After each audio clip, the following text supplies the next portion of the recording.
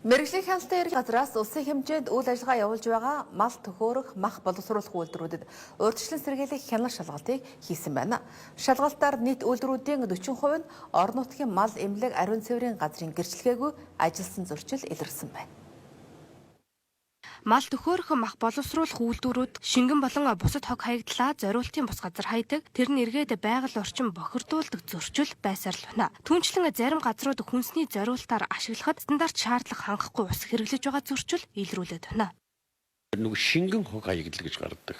Өнөөдөр бол манай энэ үйлдвэрүүд дээр монголчуудын одоо нэг ганц айхтар юм болвол хүнсний хангамжинд бид чинь цусан бүтээгдэхүүн хэрэглэх асуудал өнөөдөр байхгүйтэй холбоотойгоор тэр өдөр болгон орж байгаа малын цусыг шууд бохирлогоо хийдэг. Нэг үр хэлэх юм бол хатуу хаягдал гэх юм уу, ийм эмээлтэд гарсан хаягдлыг Улаанбаатар руу зөөж өгнө гэдэг аюулгүй байдгүй үднээс Улаанбаатар хотоос гаргаад бохрийг буцаагаад малын Улаанбаатараас гаргаж төхөөрч байгаа хэрнээ тэндээс гарч байгаа шингэн хатуу хаягдлын Улаанбаатарын улаанчуудын хог гэдэг юм уу, Улаанбаатарын төв цэвэрлэх байгууламж руу зөөж байгаа нь эргээд тухайн байгууламжид тухайн нодог дэвсгэж сууж байгаа хүн амын аюулгүй байдал үгээр дамжиж мал амьтны халдвар төвчин дамжин тархах ийм эрсдэл боломжууд бол бүрдэж байгаа. Махны үйлдвэрүүдэд жил бүр шалгалт хийж зөрчлийг арилгуулдагч ариун цэвэр эрүүл хотоо холбоотой зөрчил жил бүр гардаг, буурдаг байна. Энэ нь эргээд цогцоор нь бодлогын түвшинд асуудлыг шийдэхгүй байгаатай нэг талаараа холбоотой байна. Улаанбаатар хотын цайз гэдэг одоо дэгээс 10 хэдэн жилийн өмнө байсан худалдааны төвийг Улаанбаатар хотын төвд мал аж ахуй эрхлэх бодлого хөтөлбөрийнхөө хүрээнд хотоос гаргаад налах эмээлтэд гаргацсан.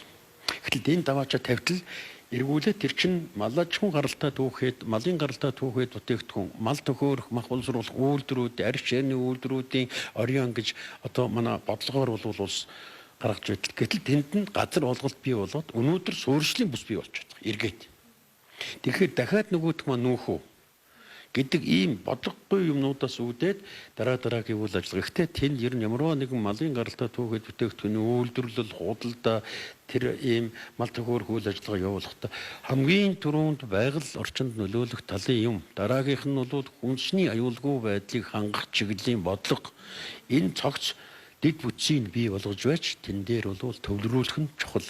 Гэхдээ одоо нэгэнтээ бий болсон юм дээрээ улс налаахын бус нутаг, эмээлтийн бус нутагт одоо тэн дээр цэвэр бохир усын татаж ургуулах бүх үйлдвэрүүдийг одоо нэгдсэн дулаан халаалт бохирч юмтэй холбох гэх мэтлэнгээр энэ ажлыг явуулвал айл айлын хашаанд бохир байх, айл айлын хашаанд аж ахуй болгоны хашаанд удаг байхгүй, аж ахуй болгон хашаанд хогоо зүгдүүлэхгүй энийг нэгдсэн шугамаар ингэж авч зайлуулвал энэ жил болгон давтагддаг ариун цэвэртэй холбоотой, байгаль орчинтой холбоотой зөрчил багасах үндэслэл болох юм а гэж бодож байна. Уламжлалт болон үйлдвэрийн аргаар мал төхөөрдөг 96 үйлдвэр цех 144 аж ахуй нэгжид шалгалт хийжээ. 500 орчим зөрчил илрүүлж үүнээс 60 гаруй хувийг нь арилгуулад байна.